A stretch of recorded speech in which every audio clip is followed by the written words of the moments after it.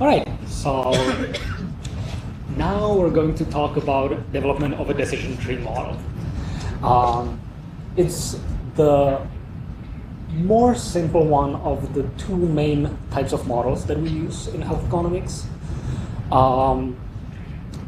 It still can get pretty complicated, but the idea is pretty simple. So let's talk about that. A decision tree is a conceptual model of the underlying clinical problem. What I mean by that is that you start the analysis with asking a question. Is this intervention to treat disease X cost effective compared to the current standard of treatment for disease X? And that disease can lead to certain outcomes. That's what the decision tree is trying to capture. It visualizes of all the different outcomes that can happen. Let me illustrate that using an example. So let's say the government considers to administer a new flu vaccine to the elderly. The vaccine program would involve vaccinating every resident age 65 or older every year.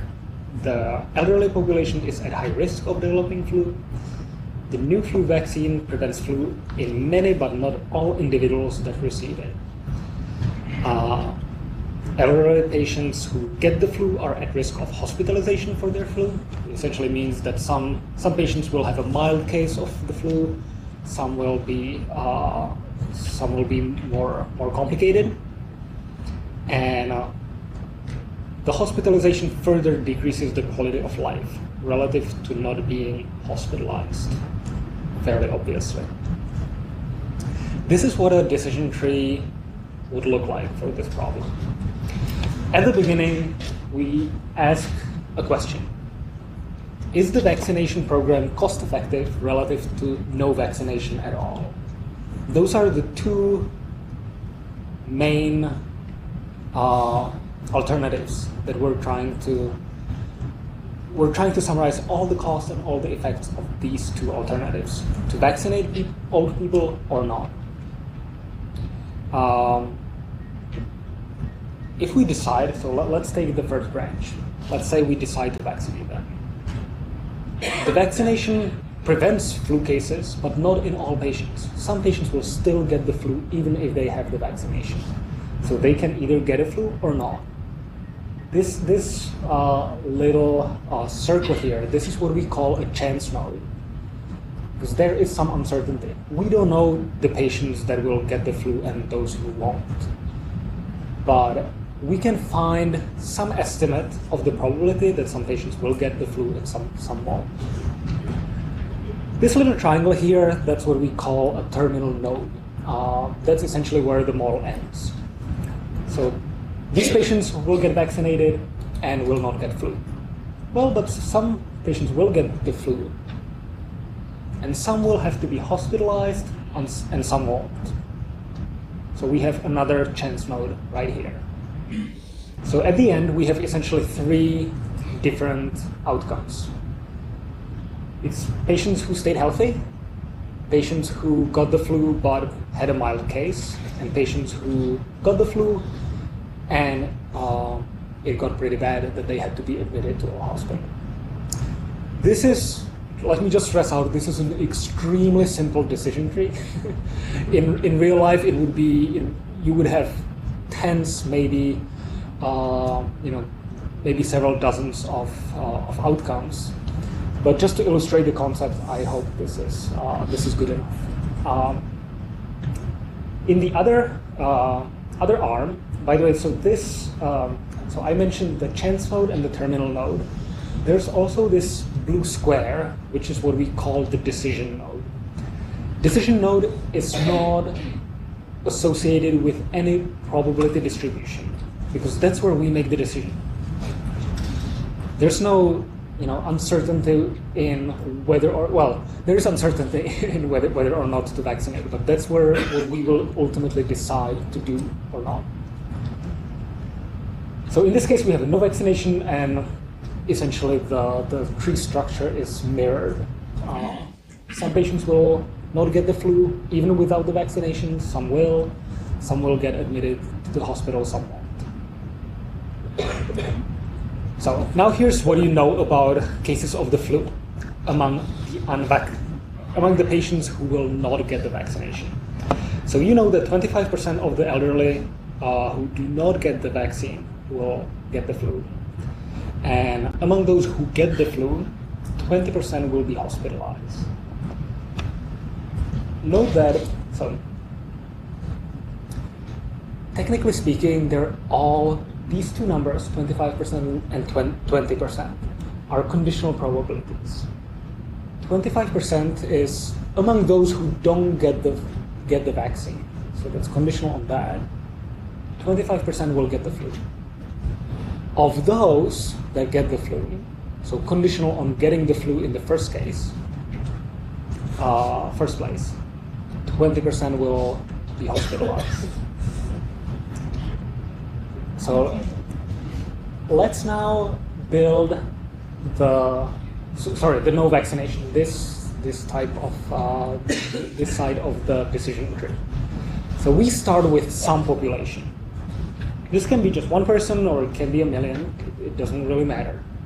But let's say we have some population of interest.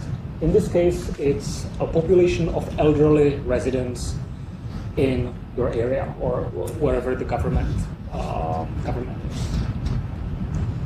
We know that of these patients, 25% will get the flu, the remaining 75 won't. They will stay healthy. Of those that got the flu, 20% will get admitted to a hospital, the remaining 80% won't. This is pretty simple, right? The decision tree really is helpful in visualizing the problem and assigning probabilities to each chance node in the model. You can notice that in each chance node, the probabilities have always add up to 100%. If they don't, then you made a mistake. So in here, 25% get the flu, remaining the complement don't. 20% get the flu, the complement don't. When we do this, now we can easily calculate the actual probability of reaching each of the three outcomes, right? So this one is easy. 75% will not get the flu, that's it. But these people, so those are who got the flu but had a mild case. So we just would multiply 25% of getting the flu in the first place, because we have a conditional probability of conditional on getting the flu. We can just multiply these two probabilities to get that 20% of the initial population will get a mild case of the flu. Same thing for the last branch of the tree.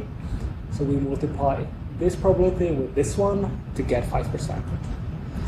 A good check is to make sure that even these probabilities of the terminal states add up to 100%. Because you have some population of interest, and you have to distribute all of them into these three different health states. So these 5, 20, and 75, they all add up to 100%. All right, now we continue. So now whoa, what did I do? Right now we know how many people will be in each of the health states. Now we need to figure out, so what are the costs associated with each health state? And what are the health effects? So this is what we know. Right now I just say it like, this is what we know. We usually don't know this. This is something that you would have to figure out, either from published literature or do the study yourself. This is complicated. But for now, let's assume we know this. Someone already did the research for us. And so here's what we know about cost and quality of life among this elderly population. We know that the vaccine costs 800 rupees per dose. Outpatient treatment is 300 rupees, and hospitalization is expensive. It costs 25,000 rupees. By the way, I just Googled these numbers. I hope they're at least like somewhat appropriate. If not, then just, it's an example.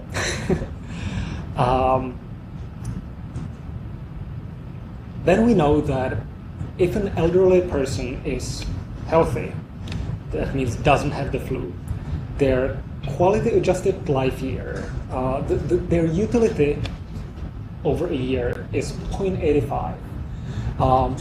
I will talk about QALYs in greater detail. For now, let's just assume it as a measure of effectiveness. Usually utility of 1 represents perfect health. But we have an elderly population and they have other problems. There's no perfectly healthy elderly person. So let's assume their utility per year would be 0.85. If they have the mild version of the flu, they would incur only 0.75 of utility. And if they're hospitalized, it's even lower, it's 0.7. So now we can assign these values to the decision tree. Now we have, this is the no vaccination arm. Don't forget about that. So the cost of those who were not vaccinated and didn't get the flu, the cost is 0. They didn't really require any additional costs. And they gain, each of these individuals gains 0.85 QALYs. For those who got the flu and were treated in the outpatient setting, their costs were 300 and their utility 0.75. For those in the inpatient setting, the costs were higher, utility even lower. Note here that, let me reiterate that probability distributions, the probability parameters, they are assigned to every chance node, while costs and effects, health effects, are assigned to the terminal nodes. That's important too. You can technically track that, whoever got the flu incurred some costs already, but it's just much easier to do it at the terminal health states. Yeah, so this is essentially what I just said. Probabilities belong to chance nodes. Probabilities in each chance node must add up to 1 or 100%. The sum of the, so this is the actually sum of the conditional probabilities and the sum of the overall probabilities of the terminal health states. They also must add up to 100%. And costs and effects belong to the terminal states. All right, now we continue with our little example here.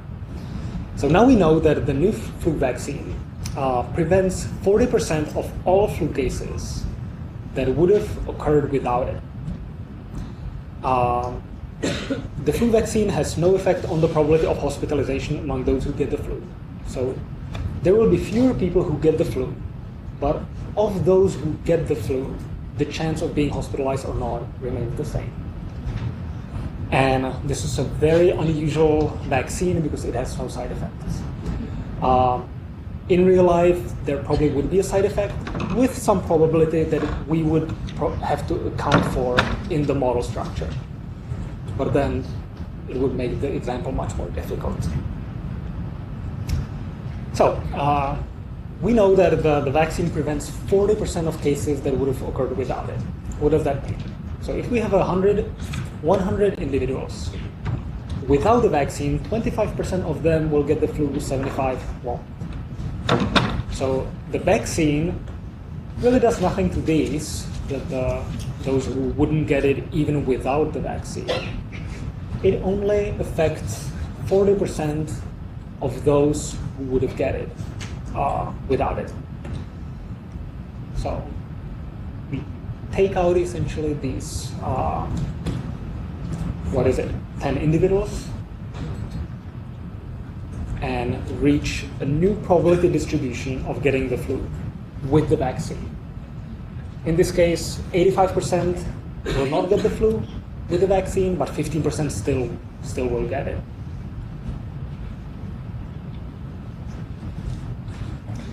So now this slide shows what we already worked on. This is the no vaccination arm of the model.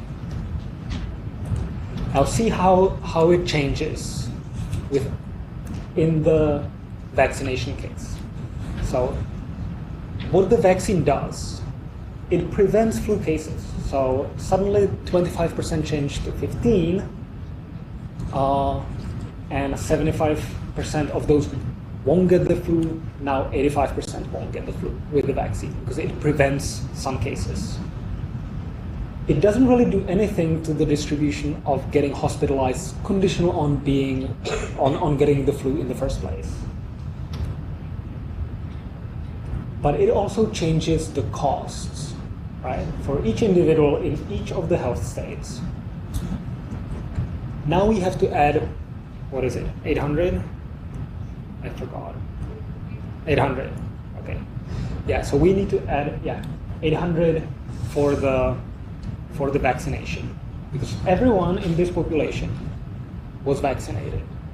So we need to add 800 to this terminal state, this terminal state, and this terminal state. So even those who don't get the flu, each individual still incurs the same amount of utility, but they also incur more costs.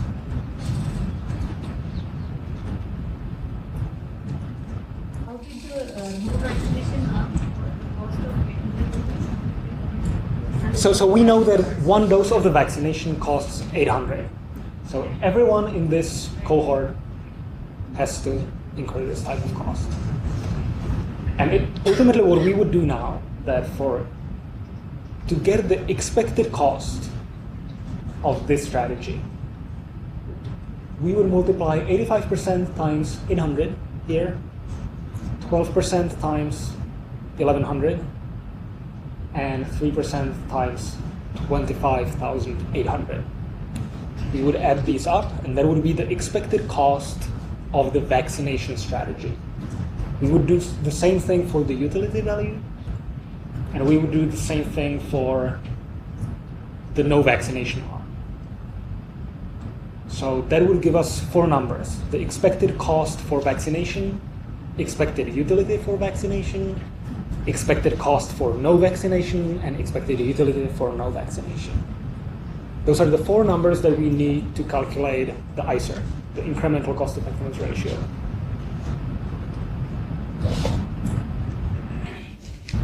Does that make sense? Yeah, especially the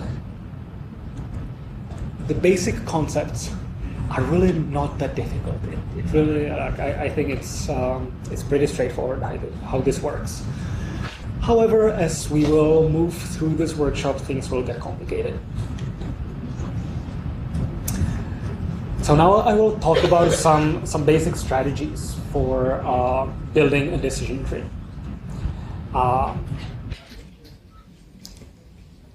Take these as recommendations. You don't have to always follow them, but there's usually a good reason why to follow these recommendations.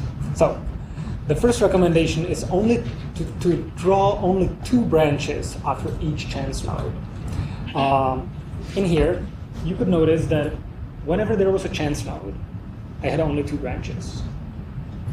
We could have had 3. Essentially, we could have all the 3 terminal states immediately within one chance node, right? We could have done that. The problem is that cost effectiveness models, so they have parameters. In our case, the parameters were the probabilities, the costs, and the utility values. Those are uncertain. They were estimated based on some sample. So there's sampling variation. In a different sample could have resulted in different values.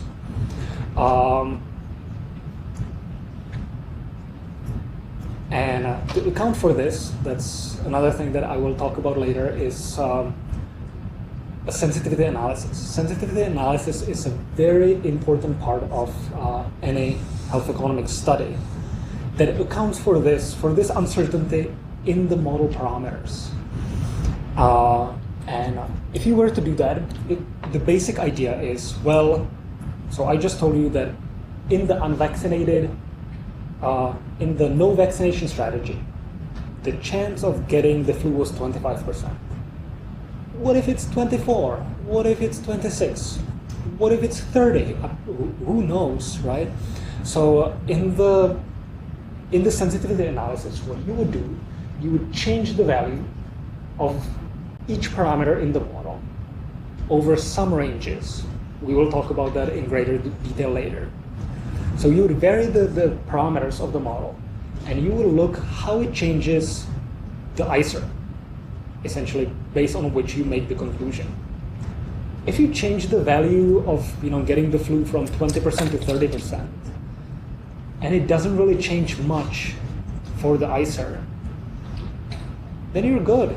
Like it seems that your model is robust to a change, to this uncertainty in this one model parameter. If the ICER goes crazy, then maybe the conclusions of your model are not as good, or there should be a good amount of caution when interpreting the model results. So that was a very quick introduction to sensitivity analysis. So if you have only two branches after a chance mode, if I change this 15% to 16%, it's very easy to set up this parameter as 1 minus whatever this number is. So if I change this to 10%, this will immediately become 90, and we're good. However, if I had 3 branches, maybe this will be a better example. So in this example, so there's a chance node with 3 potential outcomes. It's death. The patient will, this is about a totally different example, so forget about a vaccination for a moment. But in this case, the patient can either die or stay alive and not be blind or become blind. Those are the 3 mutually exclusive outcomes. If I change, for example, the probability of getting blind, should I, let's say I decrease it. So I need to increase the remaining probabilities so that they still add up to 100%. So should I add it to this one or to this one? Or equally? That's difficult. If you set up the tree in this way, either the patient will die or not. And those who don't die, they will either be blind or not. Then you can always set up the probabilities as essentially there will be probability of death and 1 minus probability death, and then conditional probability of being blind, conditional on staying alive, and 1 minus that probability. So that makes doing a sensitivity analysis much easier.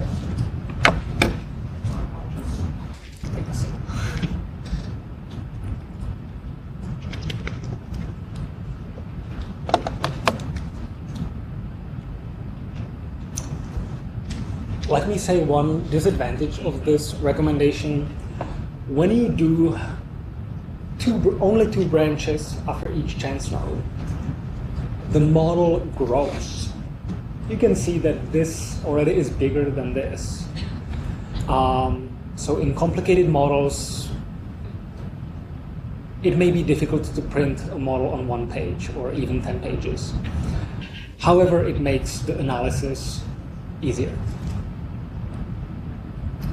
All right, you can imagine certain decision problems that there is one decision followed by another one. A good example is testing. You can either decide to either test, run a test or not. And if you decide not to test patients for whatever condition you're interested in, you can then decide to either treat all of them, essentially just assuming that some of them at least will have the condition, so you can treat all patients without testing them in the first place. Or you can decide not to treat anyone, because you have no information from the test, right? So in this case, it also would be difficult to conduct the analysis. The solution is, there really should be only one decision node at the very beginning of the tree, of the decision tree model, and that's it. All the other nodes should be either chance nodes or terminal nodes. So we can restructure this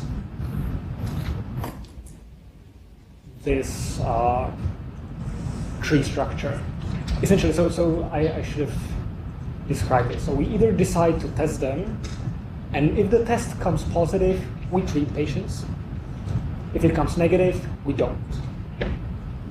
In the other arm, we don't test them and either treat all of them or not, or not. So we can restructure this as a decision tree where there are three alternatives. We either decide to test patients and treat them depending on the result of the test. Or we can, just decide to treat all. Or we can decide to treat none of them. So there is only one decision at the very beginning, and then only chance nodes later. It's recommended that, this is actually not a recommendation, this is a must. The tree must have symmetry, and what I mean by that is that if there is a health outcome that occurs in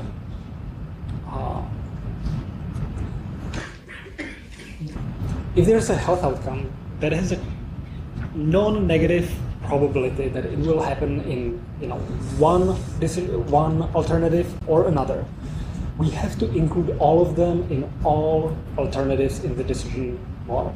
For example, in our vaccination or no vaccination example, we know that there is a chance of patients getting the flu and being hospitalized. If hospitalization is a possible outcome, we have to include it in both alternatives. We cannot just include it in the vaccination arm, but not in the no vaccination arm. Like, all the health outcomes should be present in all alternatives.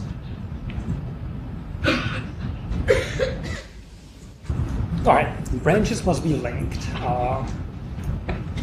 What I mean by this is that there are certain parameters in the model that appears across different strategies. In our vaccination example, we had the probability of getting the flu as 25% among those who were not vaccinated. And then in the vaccination arm,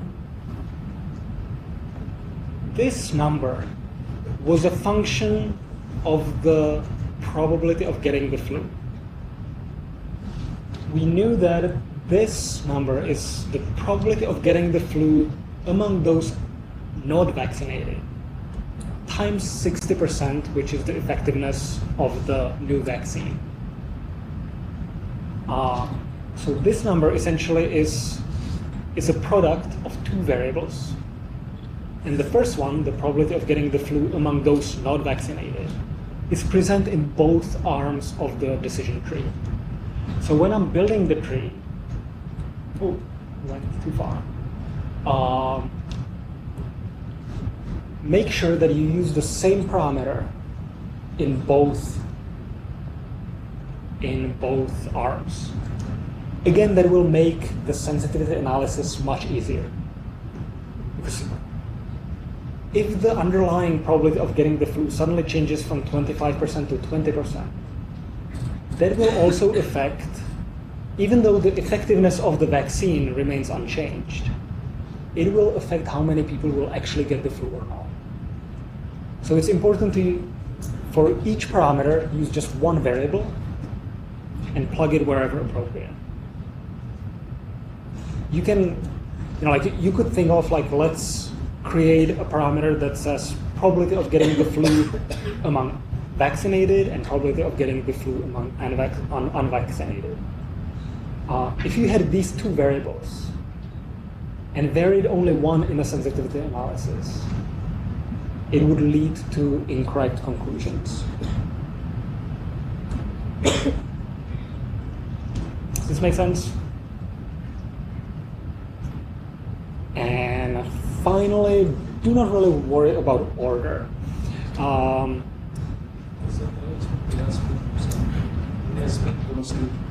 sorry? Explain it once again. This? Oh, yeah. I was just taking a breath. The previous slide. The previous. This one? Yes.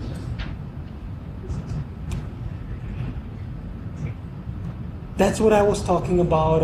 Use the same variables across the branches. It's not clear. That's.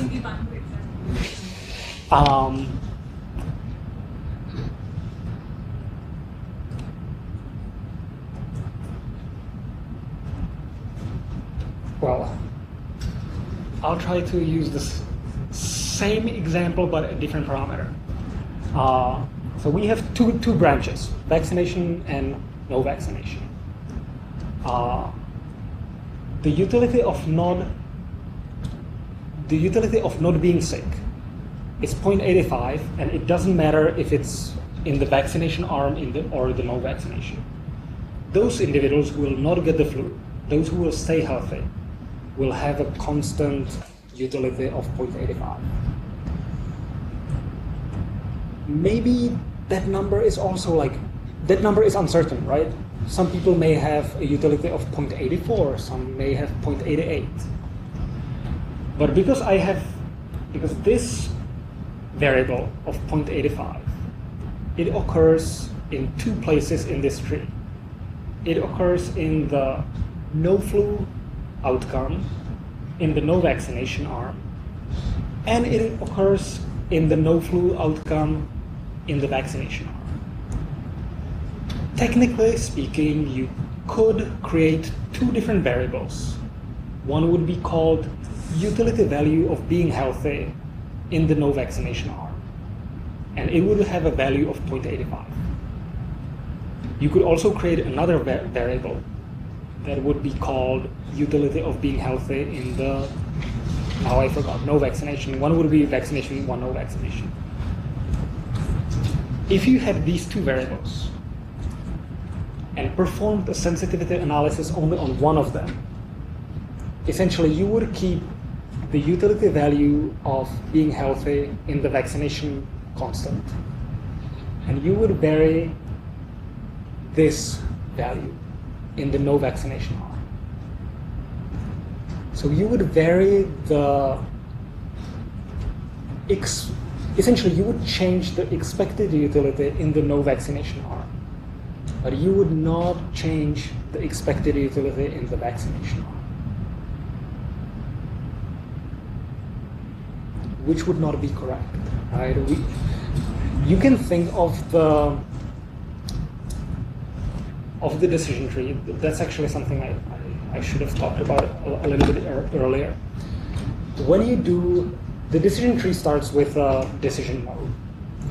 You can think of the two arms as two alternative universes. In one universe, you implement the vaccination, and things will happen.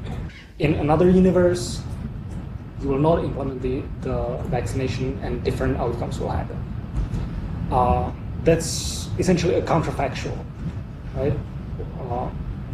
For these two alternatives. In order to assess how the actual value of this one particular parameter changes the conclusion, you have to vary it in the same way in both of these alternative universes. So to do that easily, you will just use one variable for utility of being healthy. And it doesn't matter whether you're in the vaccination or no vaccination universe. Does that make a little more sense? I'm sure once we get to the practical example, you will be able to do this. So hopefully that will explain it a little better.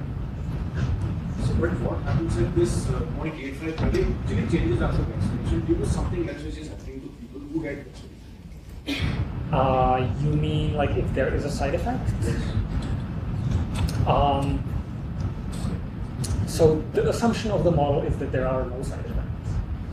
Like every model is wrong. Like you will never be able to predict something that like you didn't account for. If it's something that some people will get hit by a bus, that has nothing to do with the vaccination. But the underlying assumption here is that that would happen in both universes. You only try to get to the incremental effect of the vaccination. All other things that can happen in life, for better or worse, are assumed to be constant or be the same in both arms. So if I get it correctly, let's say that vaccination gives rise to Arthadian percentage of those people who get vaccinated, then this terminal load of the cost at the end, it again becomes a chance load where some population getting Arthadian even in those patients who are not getting vaccinated, right? Once again, please. Let's say if I say that after vaccination, 80% of the people are going to get Arthadian. Okay. That's 100%. And so somebody who doesn't get vaccinated, he also would have some chance of getting Arthadian, right? Yes. And then you again branch it out from there. Yes. So again, the chance would not come. Yes. Am I getting it correct? Yes, exactly. And that actually sets me up very well for the last recommendation, is don't worry about order. In this case, you could first have, you could start with a chance node flu or no flu. And then in the flu, you can have inpatient and outpatient, and no flu would be essentially as we have it right now. And then you could have it this side effect or not. Or you could start with this side effect or not, and then have this tree structure. And so it doesn't matter. The reason why it doesn't matter is that the probability of the terminal state is a product of probabilities that are at least conditionally independent. Whether that is a fair assumption is up for a debate, depending on the actual problem. But the idea is that we assume that we get conditionally independent probabilities for the model. Are there more questions? I think to understand the utility value is to be same for every terminal node in both the arms, so can it be? So obviously they vary depending on what health state we are. People who had it, but in the same health state should have the same utility value in both vaccination or no vaccination arm. What would be the variation for the sample? Yes. Like, of course, they can. That's the thing. Like, there is variation. Like, it will likely not be. This probability will likely not be 85% exactly. Same thing. So this point estimate, 0.85, it doesn't matter that every single person has 0.85, right? There will be some people who have higher utility than others, which is, again, something that we can account for when we make the model a little more complicated. But for now, just to explain the basic idea how it actually works, let's just assume that everyone is essentially a stormtrooper like in Star Wars. Everyone is exactly the same, and everyone has a utility value of 0.85.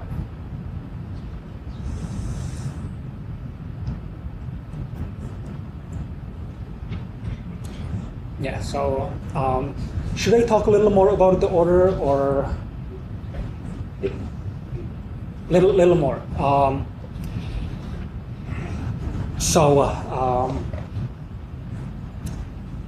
There's certain terminal nodes.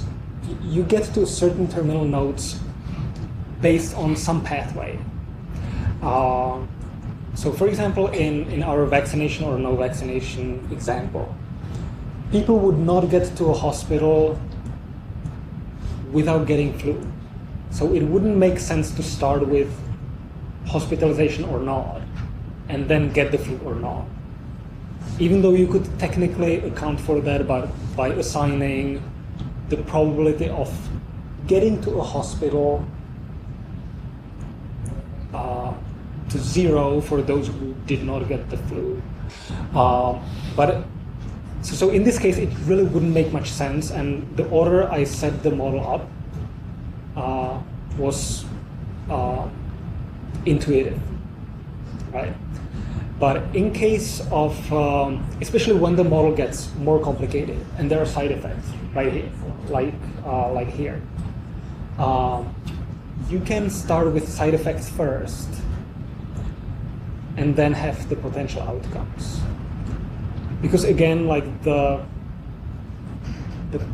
ultimate probability of ending up in one of these terminal nodes is a product of conditional independent probabilities. And as you know, it doesn't matter if you multiply 5 by 10 or 10 by 5. One thing to be aware of is that you cannot just flip the conditional probabilities, right? Like if you have a probability of hospitalization conditional on getting the flu, it's not the same thing as probability of getting the flu conditional on being hospitalized. So sometimes that also dictates how to set up the tree. You essentially set it up in a way that reflects the probability that you have available. Of course, there are ways how to transform and flip the probabilities back and forth. But in many cases, like if you don't have to, why would you do that?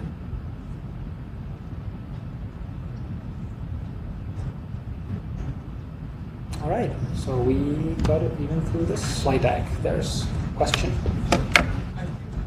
There are other types of models also if things are complicated. This is an excellent example of decision tree model. But the other types of models can be built up if the decisions are complicated or internal. Absolutely. I think that is the Oh yeah. That's a very good point. Thank you for that. Like again, like in real life, the model would be a lot more complicated. The vaccination would have side effects. We probably would, in this case, we really were interested in just one period of vaccination. Especially those of you who are clinicians, you know that the flu comes every year. Usually there's an annual cycle for the flu, and right now we considered a time horizon for only 1 year, essentially, in this model. If we were to implement this intervention in the long run, we probably would have to implement a lot more complicated model, such as the state transition that we will talk about tomorrow. You gave a caveat that all models are wrong. As the model gets complicated, you make more and more assumptions. So where do you draw the line as to handle all these assumptions? It's hard.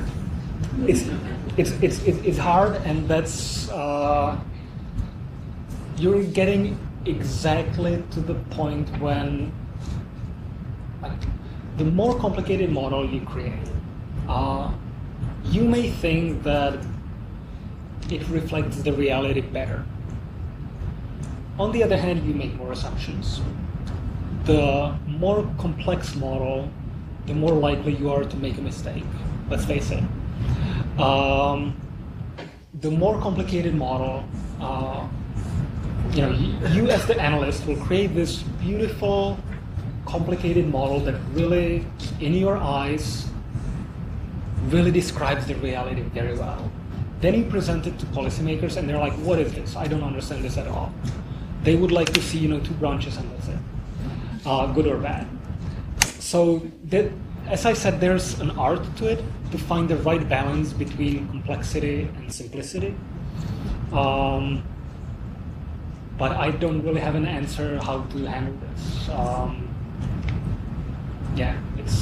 It's hard.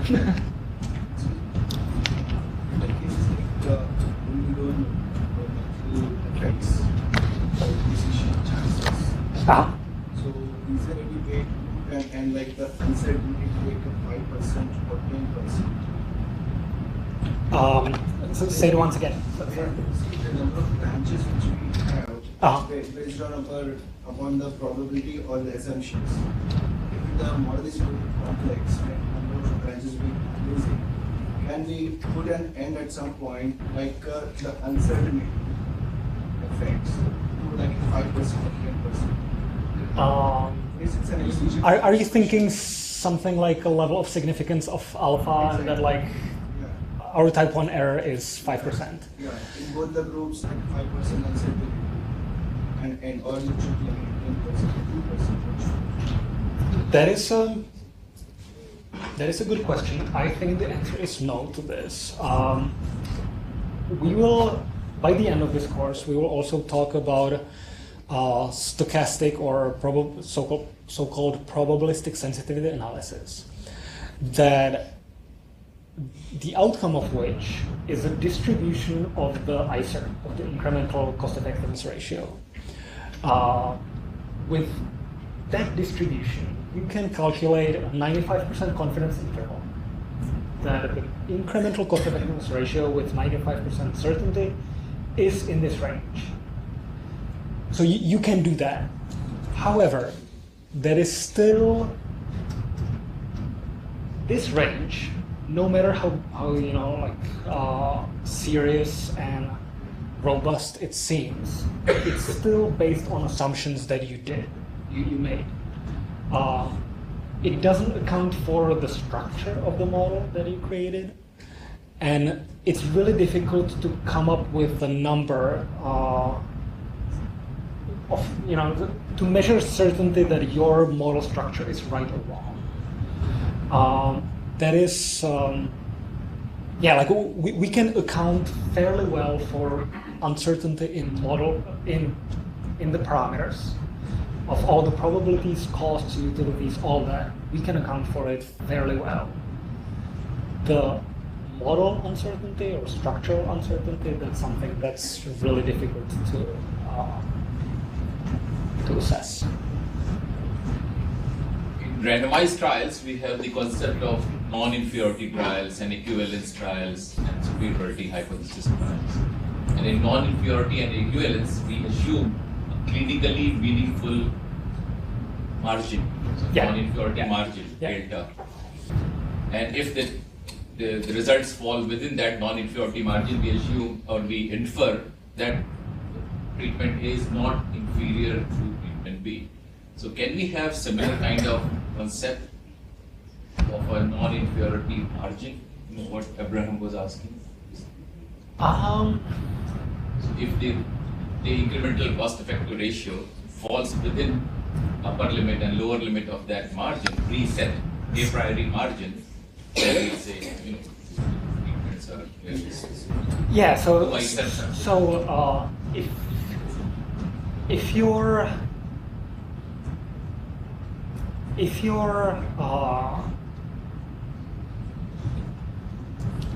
two alternatives lead to roughly the same costs and roughly the same effectiveness, your ICER would likely be, depending on which one would be closer to zero, would be either very close to zero Like an ICER of 0 means that the two alternatives cost the same amount of money, and there's some difference in effectiveness. But if there was some difference in costs, but no difference in effectiveness, your ICER would be either positive or negative infinity, right?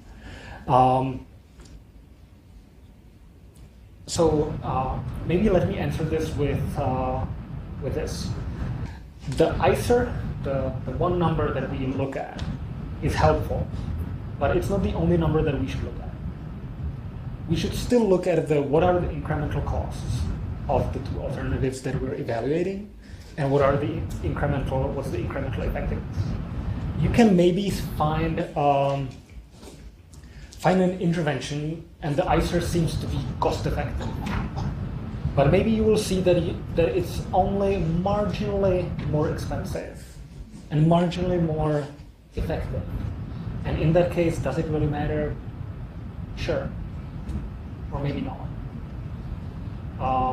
But I don't think there is a specific range that would be clinically meaningful. The range, essentially, what we're looking for is the range between essentially between 0 and the willingness to pay threshold. That is what we're interested in, if the ICER falls in that range. If it's negative, then we know that one alternative is better and cheaper. If the ICER falls within 0 and the willingness to pay threshold, then we know that the intervention is cost effective. The money is worth the incremental effect. If the ICER is above that threshold, then it might not.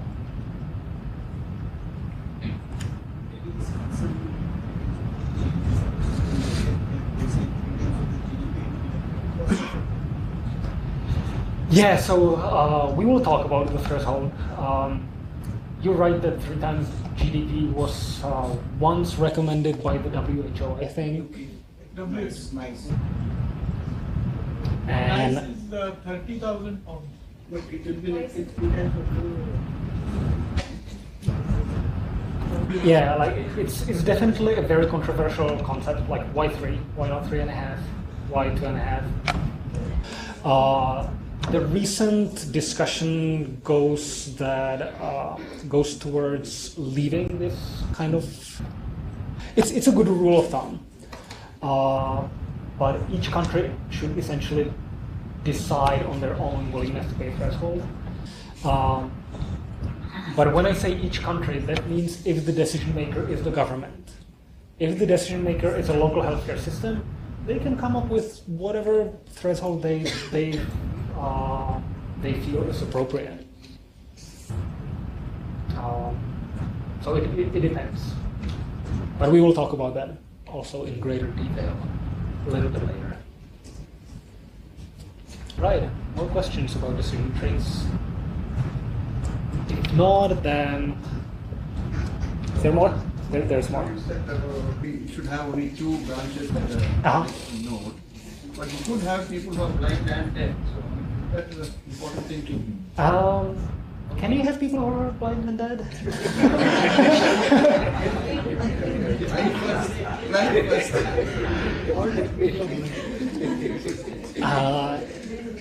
Yeah, like the model, how it's set up is that every model has a time horizon, and in this decision tree model, we have only one period. Essentially, we don't care what happens in between. We look only what happens at the time horizon. And at that time, some people will be alive and not blind. Some people will be alive and blind, and some people will be dead. Ultimately, everyone will be dead. But for the purposes of the model, we look only at the cross section at the time horizon. So does that mean it doesn't apply to survival type of data where we have sensory and different time periods of follow? decision tree model, you usually don't worry about that. You're right. There are some people who will die essentially the first second after you enroll them in the study, and some people will be alive for 300. If it's a 1-year time horizon, some will be alive for 364 days, but die on that day. So like by the end of the year, they will be marked as dead, and that is something that should be somehow accounted for. Very often it's not, but it's mainly important in the state transition models. Again, we'll talk about them later. But the basic idea in the state transition models is that you have a cycle. Essentially, for a certain period of time, everyone will be in one health state, and then the cycle ends, and people transition to different health states. In reality, it doesn't work like that. That like with the end of the year, people transition continuously. But there are analytic methods that can account for this and correct for this this imprecision. But again, it's a model, it's imprecise, but it can still help us gain helpful insight into what's going on. Can't you just use person time like we do in? That would account for the duration of the Person time. Percent years, like it's. Oh yeah. That's exactly what is happening in these types of models. Right now we're talking about this like overall population deterministic kind of analysis. Again, just to illustrate the concept. But on Thursday, when we will talk about the stochastic methods for modeling, we can model each person individually, how they transition through the decision tree or the state transition model, which accounts for this heterogeneity among all of us. Like, we're not all the same person. We have different experiences, we gain different quality of life over time, and modeling can account for that. But for now, let's not go there.